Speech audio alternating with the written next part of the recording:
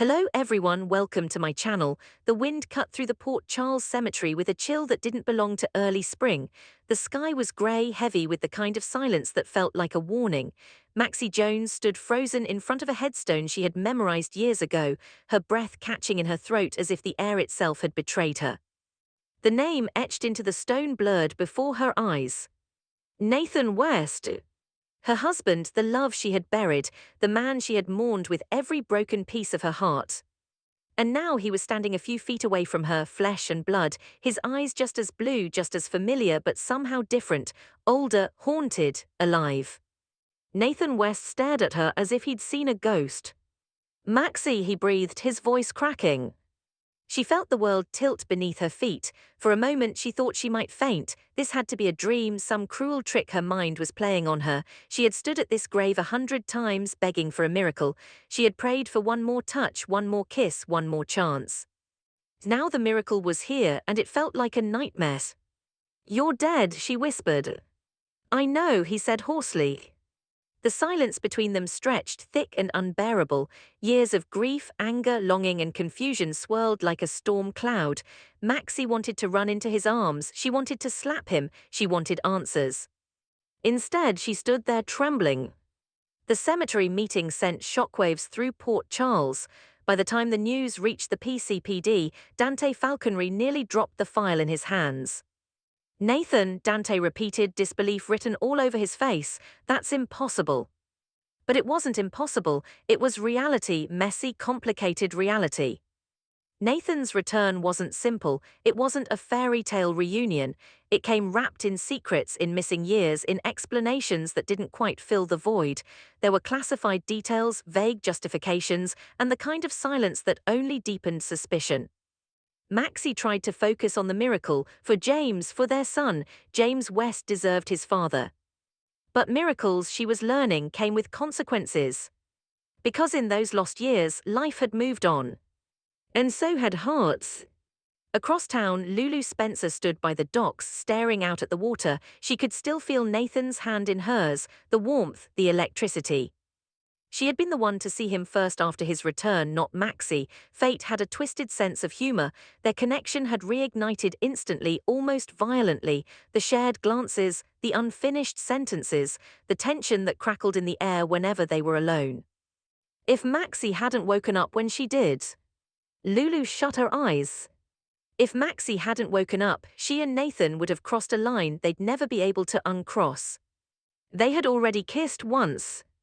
The memory burned in her mind. It had happened in a moment of weakness, of longing, of confusion. It wasn't planned, it wasn't calculated, it was raw. And it was wrong. Because Maxie was alive, awake, fighting her way back into the world. And Lulu had always loved Maxie. The guilt weighed heavily on her chest. Meanwhile, at the Quartermain mansion, Brook Lynn Quartermain paced the living room, her jaw tight with frustration. She had found out about the kiss by accident, walking in on a conversation she hadn't meant to overhear. She had confronted Lulu immediately. "What were you thinking?" Brook Lynn had demanded. "I wasn't," Lulu admitted, "that's the problem." Brook Lynn wasn't heartless. She saw the spark between Lulu and Nathan. She saw the way they looked at each other, but Maxie was her best friend. Maxie had already suffered enough. "We bury it," Brook Lynn insisted. "It didn't happen." But it had happened.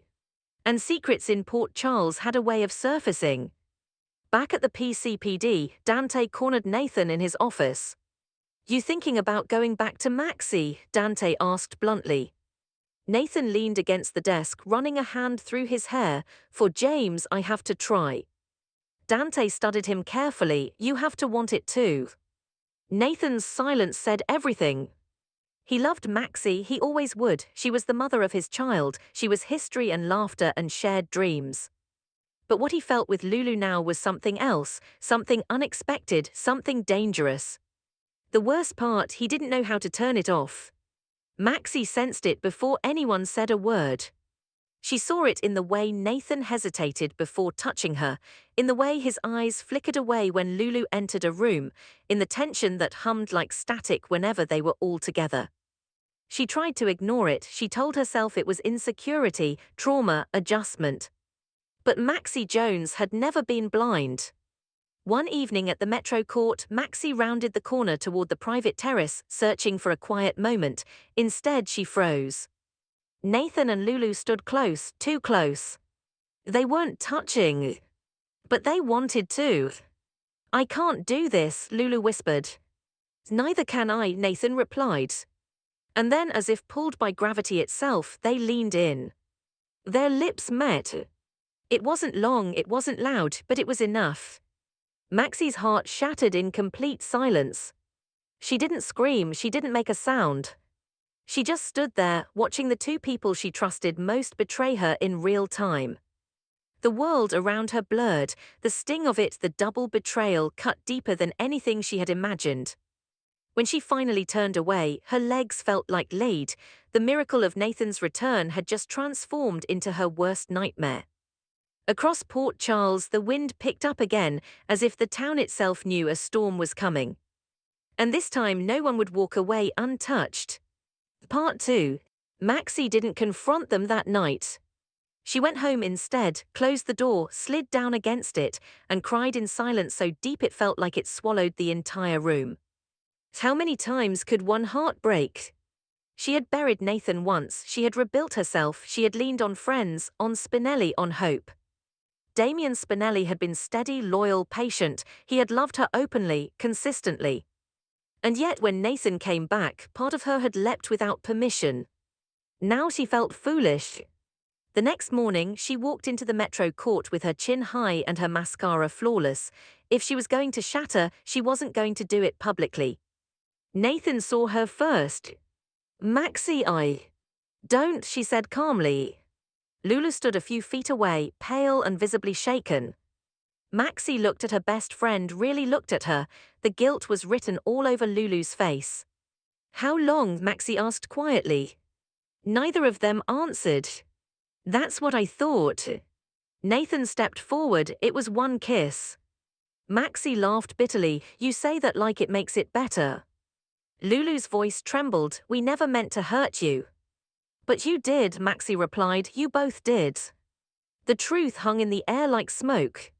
Nathan reached for her hand. She pulled away. "I came back thinking maybe we could rebuild," he said softly, "for James." "For James," Maxie repeated, "or because you feel guilty." He had no response. That was answer enough. The fallout was swift and brutal. Brook Lynn rushed to Maxie's side, furious on her behalf. Dante confronted Nathan again, this time less patient. Spinelli found out last, and when he did, the quiet disappointment in his eyes nearly undid Maxie completely. "I would never choose to cause you pain," Spinelli told her gently. She nodded, tears threatening again. "I know." Lulu tried to make amends. She showed up at Maxie's apartment one evening, hands shaking. "I never planned for this," Lulu said. "I never wanted him." "But you do," Maxie replied. The silence confirmed it. "And he wants you." Lulu's eyes filled with tears. Maxie inhaled sharply. "Just be honest, for once in your life, just be honest." "I love him," Lulu whispered. The words were like a final blow. Maxie closed her eyes. When she opened them again, something had shifted. The devastation was still there, but beneath it, steel. "Then take him," she said. Lulu shook her head. "That's not what I want." "It is," Maxie insisted, "and I'm not going to stand in the way of something that's already happening behind my back." Nathan arrived moments later, tension thick in the room. Maxie looked at him, the man she had loved beyond reason, the man she had buried, the man who had come back only to break her heart again. "I deserve someone who chooses me," she said quietly. He flinched. "And you don't." Those words would haunt him long after she walked away. Weeks passed, the dust didn't settle, it shifted.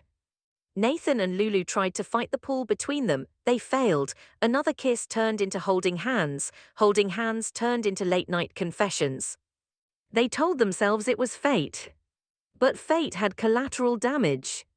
Maxie focused on James, on her work, on rebuilding again. She let Spinelli back into her orbit slowly, cautiously. She refused to let betrayal define her. Still, some nights the ache returned. Across town, Nathan stood at the docks with Lulu, watching the water ripple under the moonlight. "Are we doing the right thing?" Lulu asked softly. Nathan didn't answer right away. He thought of Maxie's tears, of James's confused questions, of the vows he once meant with every fiber of his being. And yet when he looked at Lulu, his heart raced in a way he couldn't deny. "I don't know," he admitted. In Port Charles, love was rarely simple. It was messy, tangled, unpredictable. Maxie had lost her husband twice, once to death and once to desire. But this time, she wasn't going to let it destroy her.